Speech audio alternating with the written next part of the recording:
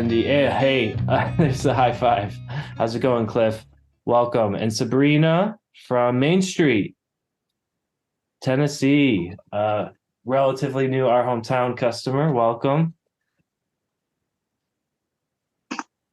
And we're gonna probably just start right on time here. We're expecting a pretty intimate group. This is like a kind of, I guess, niche subject, more so than I expected.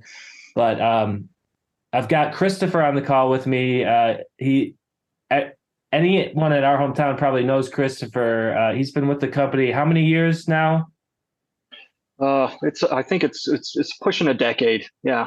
A decade, yeah. Just pretty much like we kind of started around the same time. You were definitely here before me even, and lately, well, Christopher's just kind of like does a little bit of everything, and lately he's been spending a lot of time researching the industry impacts of AI. And anyone on our newsletter list probably sees us talking about this a lot. And we really felt like this topic today was an important one because it's going to, like we've been talking about all the benefits of AI, but this is kind of like the downside that you got to watch out for. So this is all stuff that we're learning about all the time, and we're open to ideas, on how to approach these issues and questions at any time. So, I think we've got definitely a good group to get started with. If everyone can locate the chat and just give us a quick hello, we'll use the webinar chat to go back and forth, just so that I know that you can all hear me and you know where the chat is. Just quick hello, your name, maybe, and the paper you're with. That would be awesome. Right. Christopher's from our hometown, Rochester, and I grew up there, but I'm out in Salt Lake City now, so we got pretty wide-ranging attendance. Terry, welcome from Brockport, New York. Awesome. Right. Okay, good. Great to see. I didn't see you on the registration list, Cliff. So great to have you. Cliff from Ohio, the Clintonville Spotlight, been with us probably six or 7 years now, I think. I remember bringing you on board. So great. Hello, everyone. If you'd like to ask a question, 2017, yeah, right at 6 years. If you'd like to ask a question or join the conversation at any point, don't hesitate to, just say so in the chat. We can, invite people to talk if you want to just like talk out your question. This is a casual format. And we've got Andrea from the Chicago Daily Law Bulletin. She typed over in Q&A, but great. I wanted to Thank you. shout her out. Awesome. Welcome from Chicago. Very cool. Yeah, would love to hear your interest in this specifically. We'll get to that. We'll have some kind of poll questions in a minute. All right. So, Chris, you've got your screen shared. Could you jump over to? Whoa! Something just went wacky with my screen there. Oh, that was me. Oh, okay. Because I've got the Zoom on my vertical screen, so it's kind of wacky. But anyway, just some quick background for folks that don't know about us, and just how we're, our interest in this topic is, because we work with local newspapers, weeklies, a few dailies, but, just small community newspapers. We help them with their websites. We've been doing this for 27 years now. It's all based on WordPress. And we'll talk a little bit about, open source WordPress and the way that things work on that system. But we also really want to look at everyone else's CMS and help you, kind of work through some of these questions that we're going to bring up, just in terms of how secure your content is. We can talk very extensively about WordPress, though. And then, yeah, just in general, just so you all know, we've kind of got an evolving feature set. So, if anyone's ever looking for help with your website, we'd love to talk to you. But we can talk about that more later. For the too long, didn't read. Let's just kind of set the stage again. Like, you've all been hearing about the AI opportunities, but there is this issue of AI scraping your content without permission. They're doing this to train their models. They've been doing it for years, but now that they're public and we kind of know what they've been doing, we can kind of adjust our strategy, and we'll talk about some of the technicalities behind that. But it's just at a high level, they are kind of stealing this information. They're not necessarily directly serving up the articles as they appeared on your site, but they are ingesting the knowledge, and then they can be queried, to basically tell users about your news in theory. So like they could, get a news report based on your articles, even though it's not, copying the article content exactly. That's the issue. So I guess the big question for everyone on the call is, how concerned are you that AI models are scraping your content without permission? And what about it concerns you? Is it, the fact that, you'd be maybe losing traffic to these things, these AI engines, if people start asking them questions? What is it about it that concerns you? And if we could get answers in the chat box to everyone, if you could send it to everyone, then we could all just see, what brought you to this webinar, I think is the core to this question. And I know folks are probably typing their answers, and they can, we can definitely come back to this throughout, but I think it's just becoming a bigger and bigger question that, okay, so Terry says loss of revenue as it relates to my content. So you're concerned about, basically less traffic, less subscribers, if, these AI models are somehow absorbing all the news and then able to feed it back to their users, then you'll get less users. Yeah. I mean, this is kind of like the idea that we always had behind Google, and the way that we've always looked at and kind of dealt with Google bots, which is to use a robots.txt file to tell it where, it can get the teaser for the article and the headline, but we don't give Google the whole article for the exact same reason.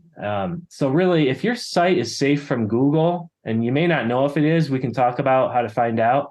But if it's safe from Google bots and you're just you're just giving away the teaser to them, then that's all that you're giving to the AI models, because they have essentially the same level of access.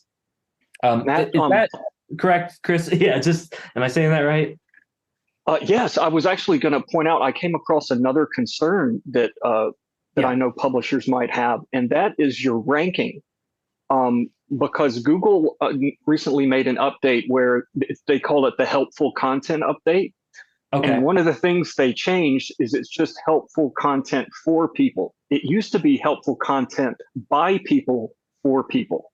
So what that means now is that AI generated content does not get penalized as long as it's, curated and all that kind of stuff, and it's not duplicated. But so you might end up with AI generated stories ranking higher than your content, right, on the search engine results. Right. Yeah, exactly. And so it's like extra competition, for that spot, for that search result spot.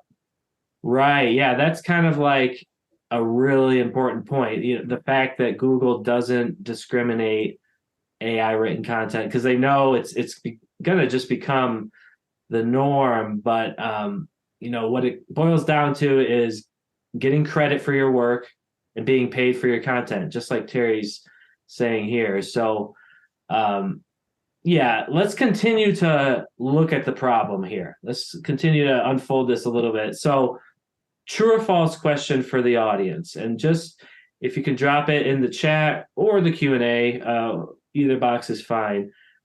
A paywall protects my content from AI scraping. That's the statement. Any type of paywall metered paywall. As long as you have some type of paywall, you're not going to get scraped. What do you all think? Fortunately, I don't have the official poll ready to go, so all we have to work with is the chat box. Terry, can you? I think you were able to. Okay, good. We got some feedback from Terry. All right, just want to make sure everyone's still got audio. False. Okay. Oh, Cliff's got a false one too. Yeah, so we got some savvy customers here. Right. I don't want to give it away just yet, but yeah. So basically, the way I said it maybe gave it away a little bit. The answer is false. Any type of paywall will not necessarily protect your content. You really have to, it comes down to the source code, really. Like the user interface is not a good predictor because even if the story, even if it's a hard paywall without a meter, and the story's blurred out, it all depends on how your CMS puts together that source code for the page, because we've come across many examples where the full article is in the source code, even though it's hidden by some CSS on the actual screen. The full article is there, which means the bots can get it, and that's the bottom line. So this is a perfect example what Chris is showing. These are some screenshots I just took from one of our customers. It's probably, you probably can't read that, but that is a picture of the source code. It's a section from our WordPress CMS. It's called All-in-One SEO. It manages what the search engines see, basically, and it gives them what they need to index the site, like very directly. So if you look, basically this is what the user sees, right? And it's the teaser. And a lot of people are familiar with this interface. This is the standard now for paywalls, right? To have a teaser on the front end. But if I right click and inspect the HTML for this page, that's all that you got from the article. You can search this whole source code and there's no more strings from the article. So you take, and a good way to test this for yourself is to maybe take the last sentence of the article that's behind the paywall and search for it in the source code of the page that's behind the paywall. Okay, so you can't be logged in as a user, because that's what the bots are seeing. They're just showing up at the site, they're hitting the paywall. Yes, but they're really looking at the source code. They don't see the paywall like humans do. They're just all about the code. So that's just something to recognize. And I thought it might be interesting to go through some of our attendees' sites. Anyone that wants to have their site tested, we can do this right now. We can just do a quick audit and show you basically what information you're giving to the bots that you may not be aware of. Cliff, I can tell you, your site's on WordPress, with our hometown. So all of our sites work the same. Sabrina, same thing for you. But let's see, this one here, this example on the left we were looking at earlier. This is from a paper, I think in Illinois.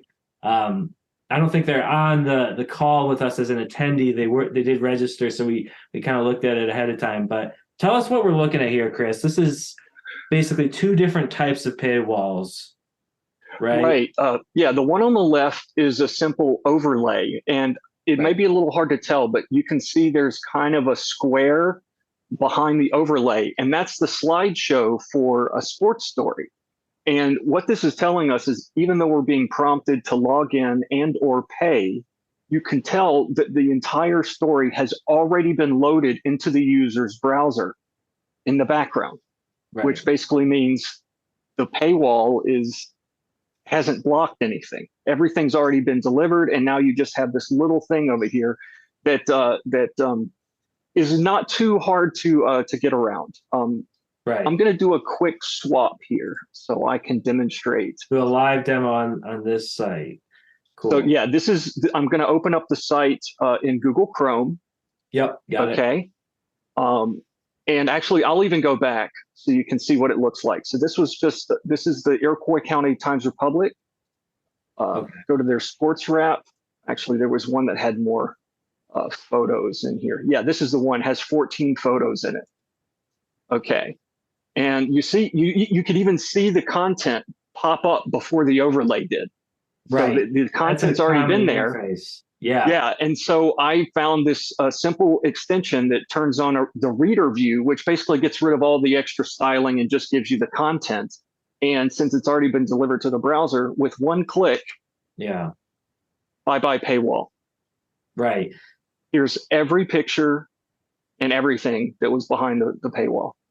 Yeah. Basically that reader, whatever, that extension you got there, that's allowing you to see it like the bots do in a way. It's like I can ignore all the styling because they can just Exactly. cut that out. So yeah, that's a very good demonstration of not only how a reader could get around the paywall very easily just with some HTML knowledge or knowledge of this extension, but definitely how all these bots are getting around it. So that would contrast to the Herald, which is it's displaying exactly what is in the code. There's no extra content in the, as you said, loaded into the user's browser. The Yeah, only this content on the loaded. Herald, exactly what's there. If you save it or download it or go into the source code and copy out what's been delivered, it's Right. exactly what you see. There's no background download of the full content or anything. It's only getting just the excerpt, and then it's prompting for the subscription or login. Right.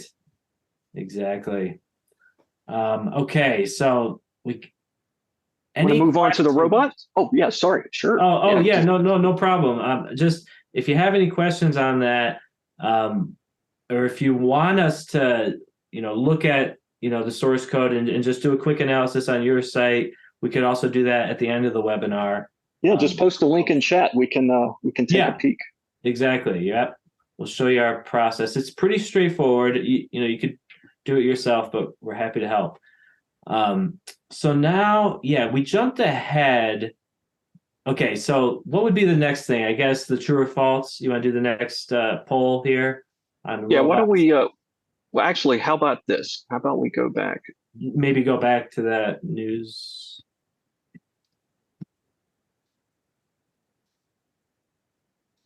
This guy here. Right, So right. yeah, so people have been uh, basically OpenAI is one of the big GPT founders, and they recently released information on their own bot and also gave instructions on how you can opt out of being scraped by it by using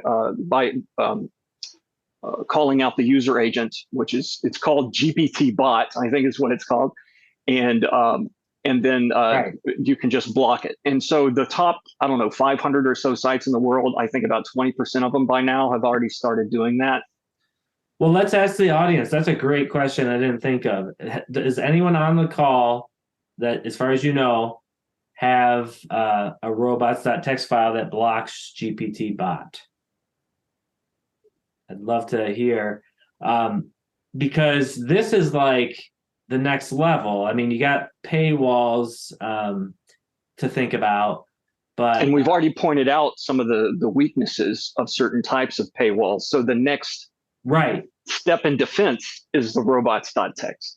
exactly. And the news here is that, like you said, OpenAI has kind of agreed to respect this. So any site that has it on there will not be incorporated into their language model. Is that the bottom line? Their content will not be part of the training. Right. Exactly. And Okay. and to go to Cliff's point, even if you don't have a subscription model, it could be a good idea to have the robots.txt, because then normal people will interact with your content as normal, but then you can also just exclude these scraper guys from either making too many requests and slowing your site down, or utilizing your content in a way that you wouldn't want. Yeah, I'm looking at this comment too. And it looks like everyone can read that, so that's good. You're not worried about the content being stolen, although it feels as if there should be standardized rules about including sources. Right, yeah, Absolutely. that's to Terry's point. It's kind of like, yeah, as long as I get some of that traffic back, for them to read more about the article that is being referenced in the chat with the bot or whatever. Yeah, that's the Bing's model. So they are kind of leading the way there. So now this text is this is an example of the robots.txt, just the code. Yep, this is a file, and it's called robots.txt. It's just a simple text file that sits in the very bottom root, or the very top root, I guess you'd say, of your website. You can submit it to Google, and then also it'll just live on your website, and any bots that are upstanding will respect these rules. And you can even see how granular you can get, where you can allow certain portions of your content, i.e. categories, things like that, or which is what the first one is doing, saying that any user agent can go to see our crosswords. But as you see the two below that, CC bot, that one's the common crawl bot. Right. And that crawls everybody. And that was definitely has been used a lot. And then the GPT bot. And so basically disallow / means you have we don't want you to look at anything on the site at all. Same thing with the Internet Archiver. I think that's the next one.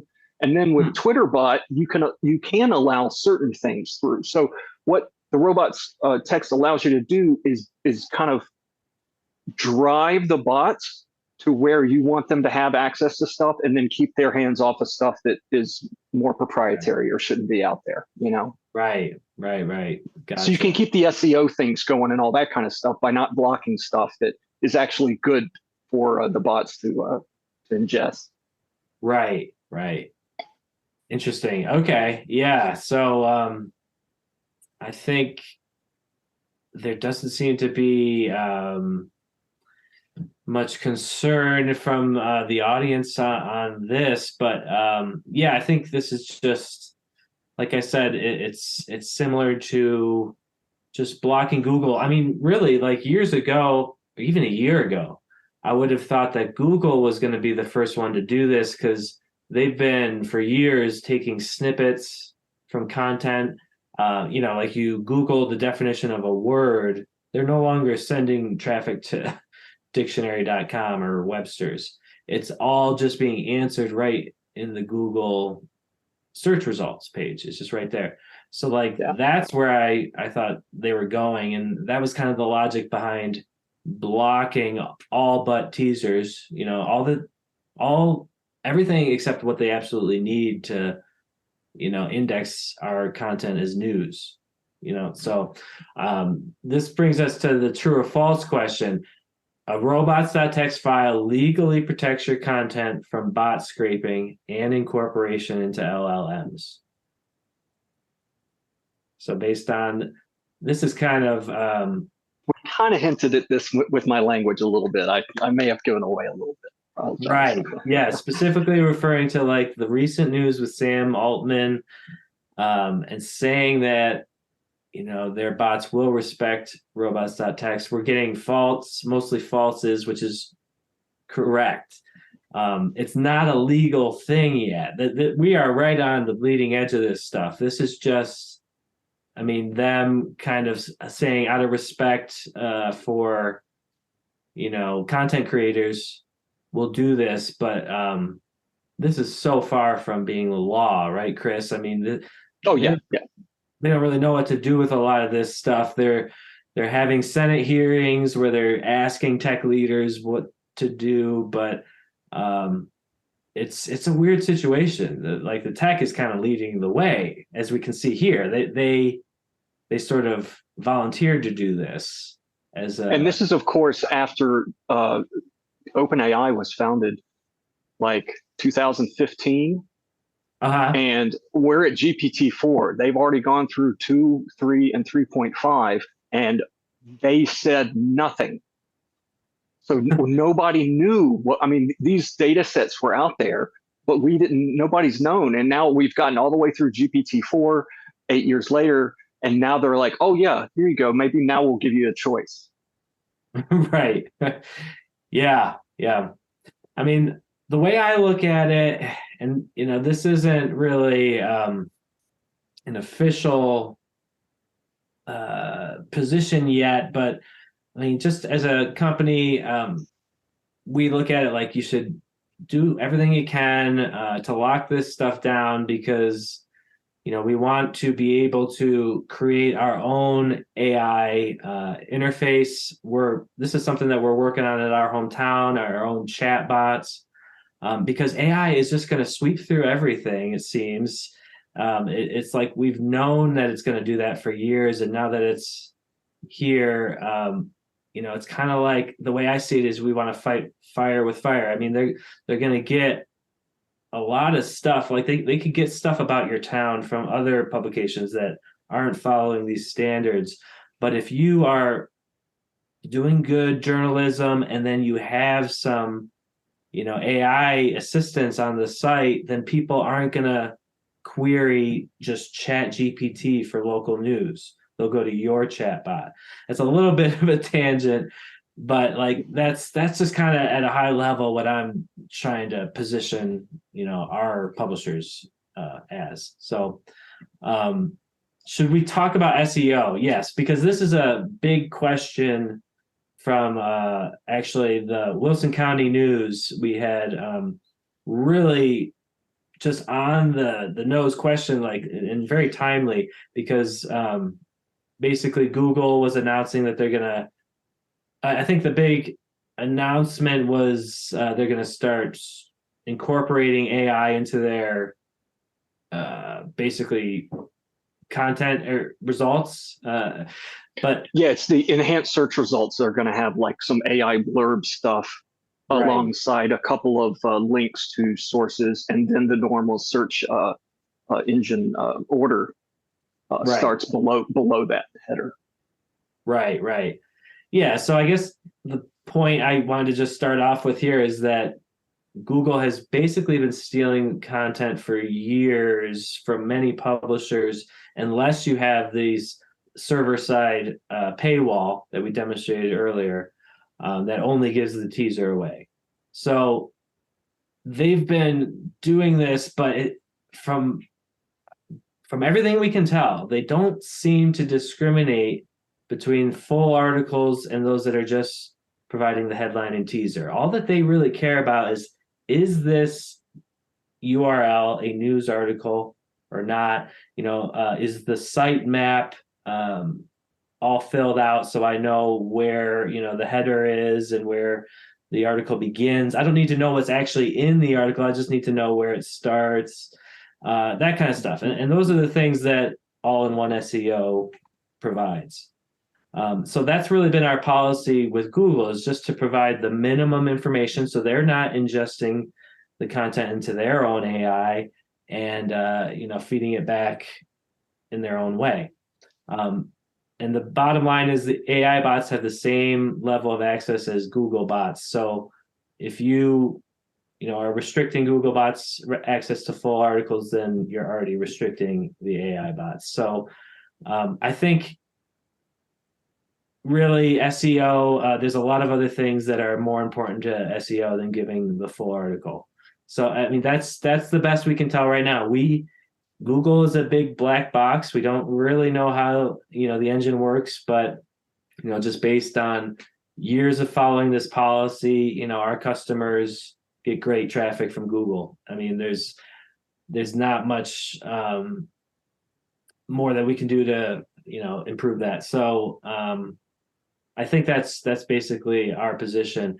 I mean, does anyone else have any? If anyone else has any like experience with this or perspective on it, I'd be interested. If there's been any, if you've changed your settings and seen any difference in traffic from Google. But yeah, that's kind of like the opportunity that we've seen. You can just sneak right in here if you follow these steps. You can kind of strike that balance, between protecting, because you can go all the way to the extreme and just totally lock down everything, and you'll be safe from AI, but no one will ever see your stories. So it's all just kind of like finding where to be on that continuum.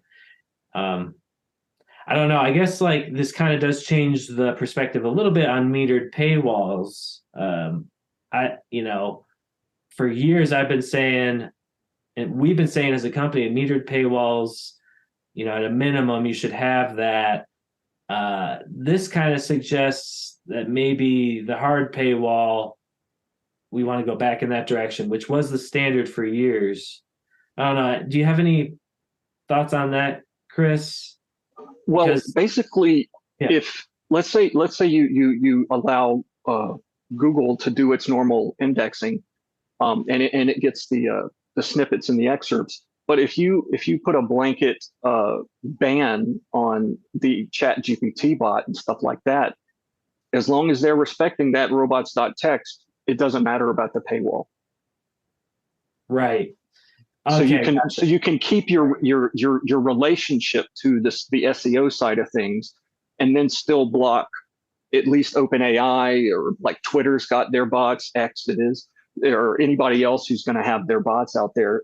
And the Right. thing about, I'll go back to the New York Times one, because of the amount of granularity you can put in there, you can kind of tailor it so that you're getting the best of both. You're keeping Yeah. out what you don't want, and you're only letting in just a Right. sliver Right.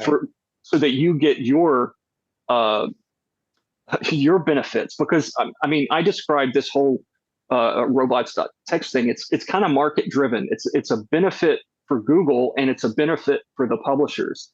And what's happened is this AI kind of thing has really upended the balance. And so Right. now Right. we're kind of going in, and you can now kind of reimagine how to handle just the gateways into your content through the robots.txt. And then on top of that, the paywall will take care of the human aspect of things mostly. Exactly. Yeah, that's a good way to put it.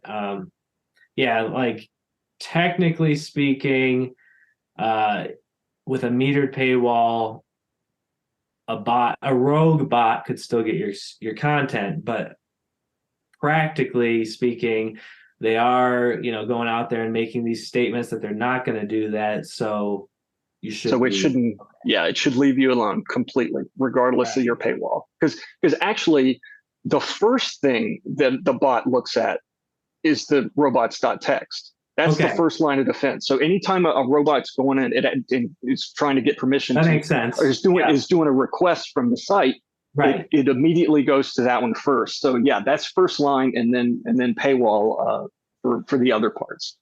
You made a really interesting point earlier, and I want to just tease it apart a little bit. You said Google used to benefit from robots.txt. To me, I would think I don't see how they would benefit because it's just restricting them. But how would they benefit by having this standard? Just because they know where to look, then Yeah, it just yeah, okay. So like if you okay.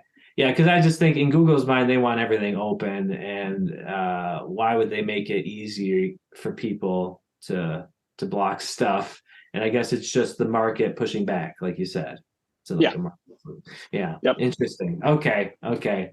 Yeah, that's pretty crazy. And it looks like we have Kristen now on with us. Thank you for joining. She was the one with the question about balancing SEO. So hopefully that was all clear, and we can definitely answer any other questions you have on it. Terry says if a bot doesn't honor the robots.txt boundary with a metered paywall, would they then act as a consumer where it gets free articles, enabling it to scrape a certain number of full articles? That's actually what I thought in the beginning, but what we were just saying is actually that the robots.txt file is the first thing that they see. So They if can one still doesn't, ignore it though. They can still ignore it. So to get to Terry's point, if let's just call them oh, hackers. sorry. Let's just say you've got an actual hacker. Right. They can ignore the robots.txt. They can spoof their IP addresses. They can do all kinds of stuff. And so that's why we have something like Cloudflare or Akismet, some of these bot monitoring things. And we weren't going to get into too much of that because that's basically server side infrastructure that we use to protect all of our websites. So there's nothing specific for the customers to deal with there. Right. But yeah, that I mean, if you have a nefarious actor, they can get around it. Absolutely. Right. Yeah, it's interesting. I feel like I'm like thinking a lot like my father did back in like 98, 99 when Google was coming out. Like he was super anti-Google, even though everyone was super pro. They could only see the positives. Not and he always used to talk about the hard paywall, like he was really pushing for that.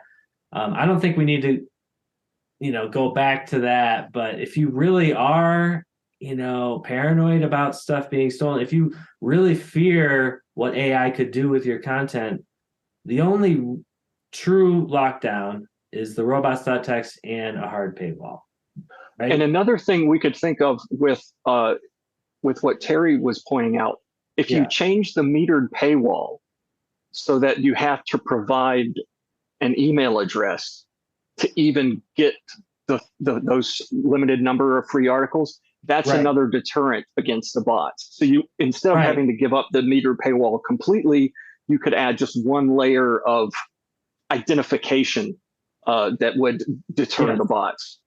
yeah. I mean, it just, I just gotta say, it's the world we live in. It's like the problem of our day. Like bots. It's crazy how this has crept up on us.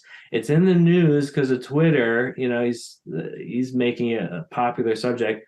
But yeah, I mean, that's kind of where we're at. We're like almost like in this matrix kind Well, of isn't it one of world. our earlier webinars? We came across the little factoid. Like over half of all of the content on the Right. internet is bot generated or bot operated. Yeah. Yep. Yep. Exactly. So then it comes down to just like human or bot. And so yeah, it's like the Swiss cheese approach to security. Like no one level of security is going to protect against everything. So you got to have multiple layers, like stacking Swiss Right. cheese on top of each other, so the holes don't line up. So yeah, you got the robots file, you have the metered paywall, and then maybe on top of that, you have a registration for the meter, which I believe the Wave does a version of that, rockawave.com, if people wanted to see an example of that. But And to yeah, speak to what Elon's doing with X, he's taking it one step further. So instead of having to just provide a registration, right, right, he's actually going to charge a small like micro fee. I mean, maybe right, $2 or $3, but then that adds the extra layer of a payment method to for sure. also keep the bots out. So those are kind of like the yeah, as you're describing the different layers that you apply to kind of cover all the holes that maybe one layer doesn't. Right. Yeah, it's interesting how like paying money is like the one thing that AI is going to have a hard time getting around. Like it can't just print Yeah, money. because you prevent the scale. You prevent them The from scale, operating at exactly. scale. Right, right.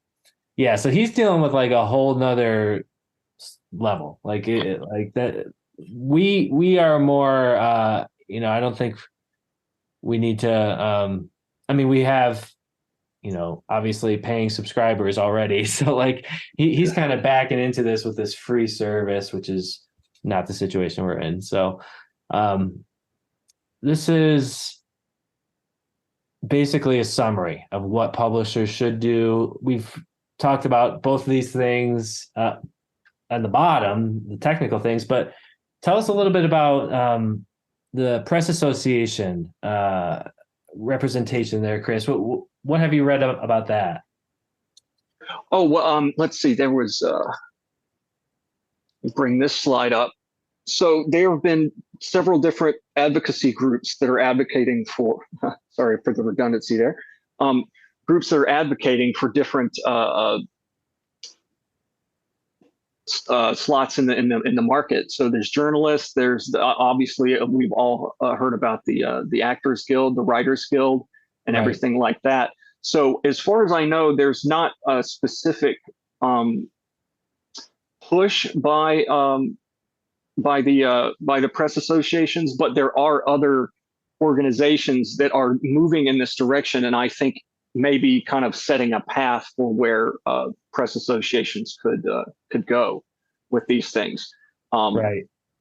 And actually, I'll come back to, let's see. I think we have Cindy from Illinois Press Association. So maybe this would, so like you're saying, if press associations could See where that one was. contact, well, I guess just like what can be done, like specifically. Well, the thing of going through the press association is for lobbying, because it's for Right. the legislative side of things. So yeah, I mean, I don't know, Cindy, if you have any comment on that. Is that something that IPA has access to, like these I don't know, lobbying channels? It's not really my. Well, I mean, because there all these press associations were lobbying for the local journalism protection act that was going around. So I'm thinking there's going to be stuff like that going on, just that level of advocacy. There was another. Right. So yeah, I mean, I definitely want to talk about just more in that direction, but here's a group of media. This is a group of media associations, right? And they released. This is just an outline I pulled, but they released these ethical principles. So this is kind of where I think the publishers going into the press associations. This is kind of the real deal. So you're negotiating for compensation when your content is used, regulations and corporate responsibility. Trustworthiness, actually having transparency with the developers so we know what's in the training data, and actually use high quality data instead of, I don't know. I mean, should we really be scraping Reddit for quality AI data? I'm not sure. Right. And then also be able to monitor them for how well they're behaving. Right. So Cindy says our board is looking into this and trying to wrap their heads around it. That's pretty much what we're doing. Yeah. Right. Yeah. So, I mean, I just got to read some of Andrea's comment here. Yeah. Take a second on that one. Yeah. This is fantastic. This sets it up because, let me just read it just in case everyone hasn't seen it. The nefarious actor thing interests me because for a lot of local news orgs, the competition isn't necessarily global. There are AI tools that are not necessarily writing large, but writing small. They would allow local competitors, say a bad actor crops up, to scrape and resell your content. Exactly. Like imagine it could be just even like a Twitter handle. They just start.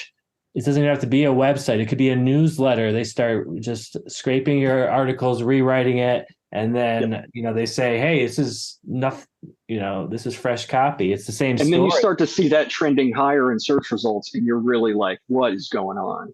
Right. So, so she goes on to say, there are now ways, it would be very easy for bad actors to build ways to drain other pubs. Yeah, that's I think another good point. It's just a lot easier. Like this was always possible. I mean, I could buy a subscription to the Salt Lake Tribune and turn it into a newsletter, but that would be like a full-time job. So, the fact that you can just plug in an article and say, rewrite it in your own words makes it easier. So looks like Cliff's actually got an example of one of those. Yeah. It's not ultra paranoid, says Cliff. I agree. I feel like we've seen this for years. There's a site that does this around Columbus, Ohio, and presumably makes money off advertising. So Newsbreak, Newsbreak has been doing this for a while, yeah, we see a lot of issues with Newsbreak, a lot of tickets coming in related to that. How is content protected now in InDesign? Well, we can talk about InDesign actually. I want to get to that. So let's talk about now, like we've talked about the problem and some things you can do to mitigate and protect yourself, but like the real solution are these ethical principles, like standards in the industry. Maybe it can be led by Cindy and IPA and other press associations. But like let's talk now, Chris. You have some great slides about like some of the solutions that are out there already with Adobe and Yeah, let's talk about that. okay, perfect. So this is specifically for images, but as the transparency opens up and some of these guidelines and things may be regulated into action, more people will follow along in this. But so Adobe has now released their AI image generation product, Firefly, into commercial release. And that means you can use them for anything. And one of the things that they were emphasizing through the entire beta period was that the image generation model was only trained on their pre-existing Adobe stock collection and then some other licensed stock collections. So you have no worry about any kind of litigation using these tools. The fun part, though, is when you think, oh, so what about all those artists who submitted their photographs and illustrations to stock in the first place? Then Adobe scrapes that and makes this new tool. Well, what Adobe's going to do is pay them, because they've been keeping track of every piece of art that was submitted and then used to train Firefly. And they're going to do a yearly dispersion of funds. And I even looked at it. I don't have the stats right with me, but it's like a few cents per however many hundred licensees or whatever. So it's not huge, but it's basically the same royalty share that was happening with the original stock program. But now that AI has come into it, if your art is being used to train the AI, you also get paid for that. And then what's even more fun is anyone who generates art with Firefly and then goes on to create something with it using further generative tools can then, as long as it meets, and they've published a new set of guidelines for AI submissions, but now artists can then submit that new AI generated derivative work and get it posted to Adobe stock and start getting royalties off. So they're basically saying, you create the content, we trained our model on your content, so we're going to pay you for that. Now, if you make something with that model and then add your artistry to it, we're going to accept that back again and keep the circle running. Yeah. So to put this in terms for newspapers, it would seem like a piece of artwork would basically be a piece of news content. Now, there's definitely a huge technical difference in how you watermark and find provenance for these types of things. So, but as they get that, they can still have a record in the database saying that this URL was used to train this data from this data set was used to train this model. And if they keep track of that, then there's absolutely no reason, and this goes to the transparency thing, there's absolutely no reason why they couldn't keep track of that and actually compensate people and have some kind of a negotiated thing. Kind of, I mentioned ASCAP doing performance royalties for songwriters. It would be something along those lines, so that you wouldn't necessarily want to block everything once they start putting a system in place where they're not just taking your stuff and doing whatever they want with it without you having any say. Right. So I'm kind of seeing a lot of this protection as just, we need to put something in place now, because it's going to be a while for the Senate and all the meetings and the hearings and all these kind of things to develop actual legislation that will then come back and give us more insight into how we need to relate to these tools. And maybe it'll be easier. So if you don't block this, or maybe there's something that goes in the robots text It gives you a little signature that then goes in, and that comes back around so you can get credited and perhaps paid for your content. So Right. I'm excited about this. They just started rolling this out over the past 2 weeks. Right. Yeah. I mean, if anyone has experience using Firefly, some of the new Adobe AI products, I'd love to hear about your experience there. But so this is kind of, I guess, what we were talking about earlier, just like, well, as you said, locking it down. And I mean, anyone can build their own AI now. Like there's these Oh yeah. models out there. So that's what Adobe's done. They're creating a proprietary AI, kind of like what we've done with WordPress. It's open source WordPress, but we've specialized it for newspapers. Um, and then they're just And creating this walled garden kind of environment where everything lives in there. The payments are the circular analogy that you kind of made there was good. Like it really is like a well, because self-sustaining thing. it's gonna like just accelerate creativity to get. I mean, so they do have some guidelines. I'll go across a couple. You can't submit anything that's a caricature of a real person. You're not supposed to do stuff with real places. It needs to be imaginary, kind of thing. So yeah, you can't do the Trump in a Superman costume or something. That's not going to fly. I So it has see. to be more Fictional traditional style stock stuff. or Like whatever. if you, yeah, like if you just kind of built some railroad going through a forest or something like that, and it looks really cool with nice lighting, that would be a good candidate for submission. I do want to address a couple of points that got us started on Adobe, and that is how is Adobe protecting or allowing you to sign your content? Right. And I don't have a slide for this, but I'll give you just a quick breakdown. Any image that's generated by Firefly has something embedded called content credentials, and it's using blockchain technology so that it can't be tampered with. And it's saved into a verification cloud partnership that they've built with some other companies, even like camera companies, Canon and Leica and stuff. They're going to start building these provenance blockchain based things so that these content credentials will start from the camera and end at your export of the photo, um, and your name is on it. And basically, let's go back to the idea. So if you get something from Adobe Firefly, it's going to say Adobe Firefly generated this. Now you open it up in Photoshop, you use all the tools, even the generative ones, make some cool things, add some ponies, do whatever, sky replacement, all that kind of stuff. Right. Adobe will keep track of the high level changes that you're making. It'll say, oh, yeah, you generated some new stuff, or you brought in another file to composite. And all of that will be saved in this content credentials list so that then when you export, that credentials is now permanently assigned to that image. And you can use image lookup, all kinds of different things. But if you use the verify tool that Adobe puts out there, you can actually even open up one of these things with the content credentials, and you can actually see the different versions of what was created and what was added, and go back and see the original one that they got from Firefly versus what they did to resubmit it to stock.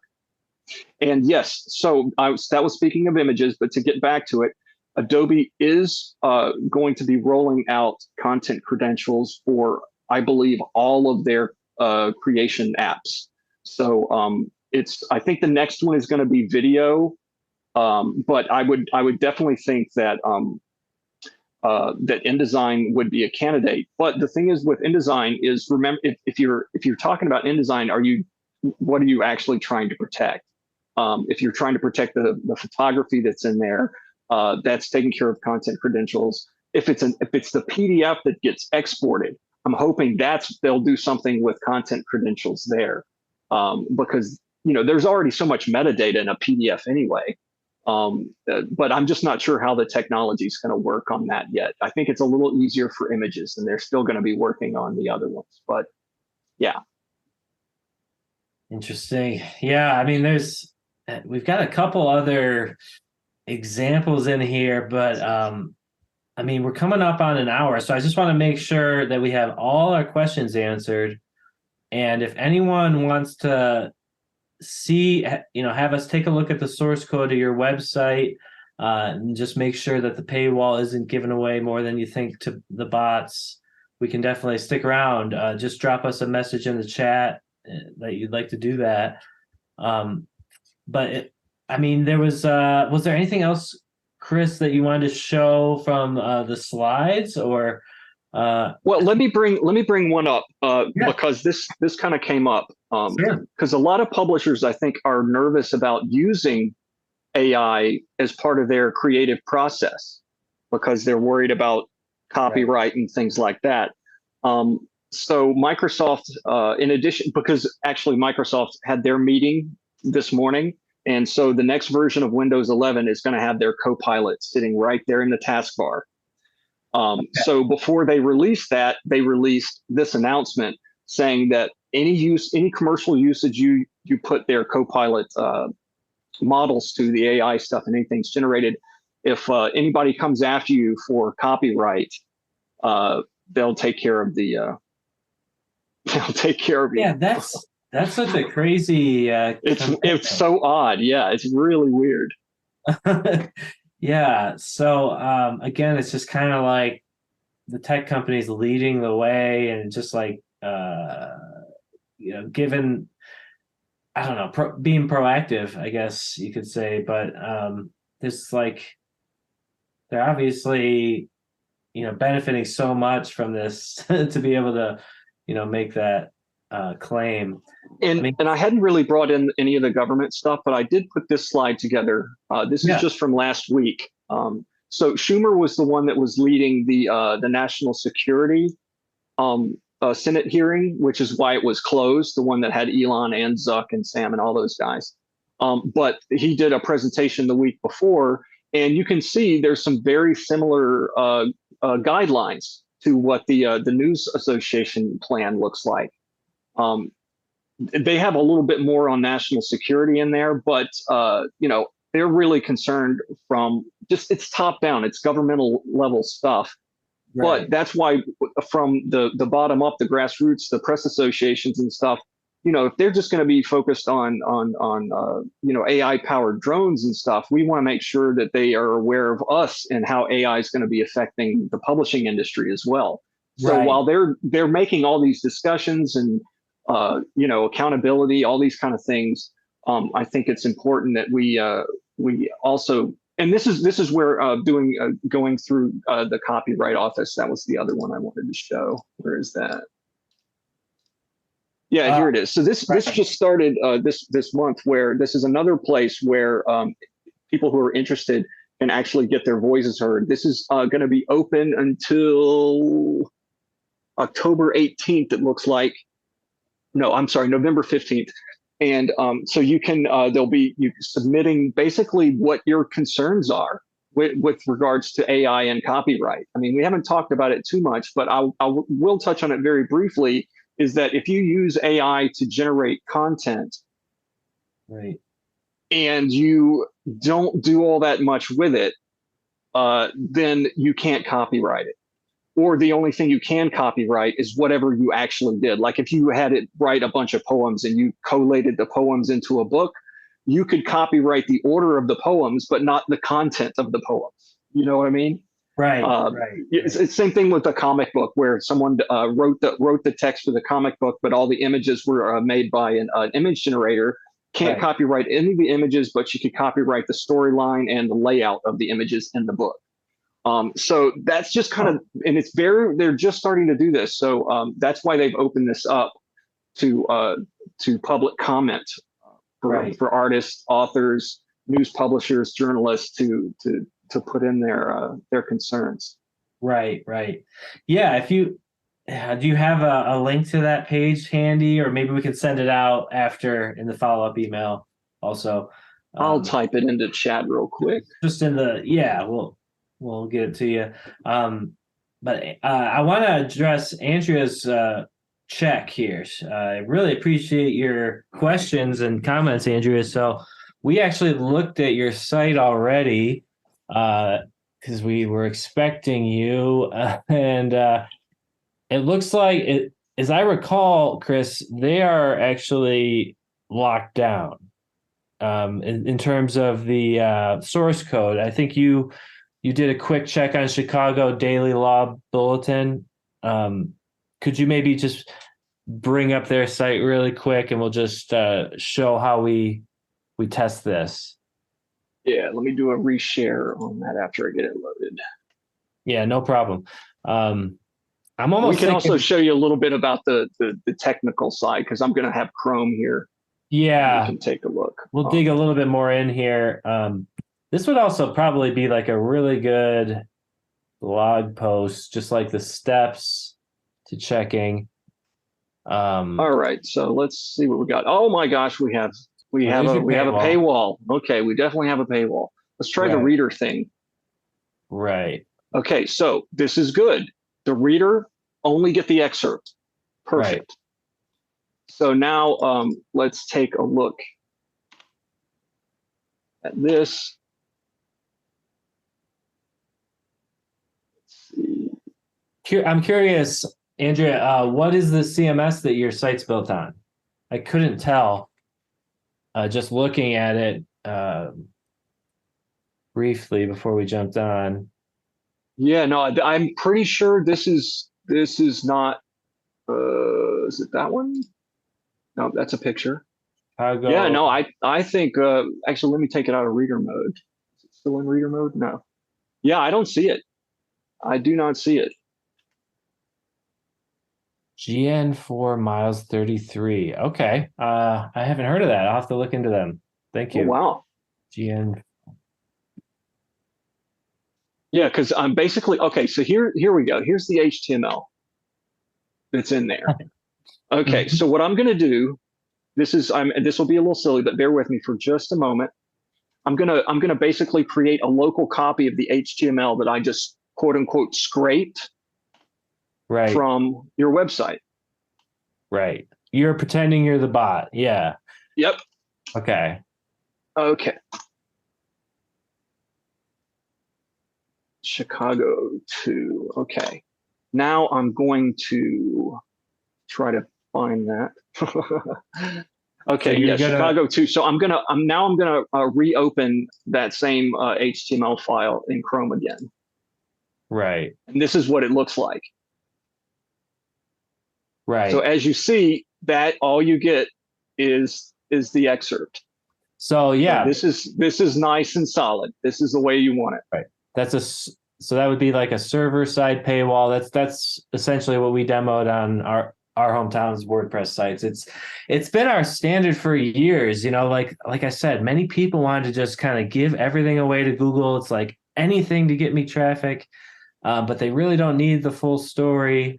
So it looks like your CMS provider set it up right. So that's good for you. Let me think here. I don't think we're just about at an hour, and I usually like to kind of wrap it up now, unless there's any other questions.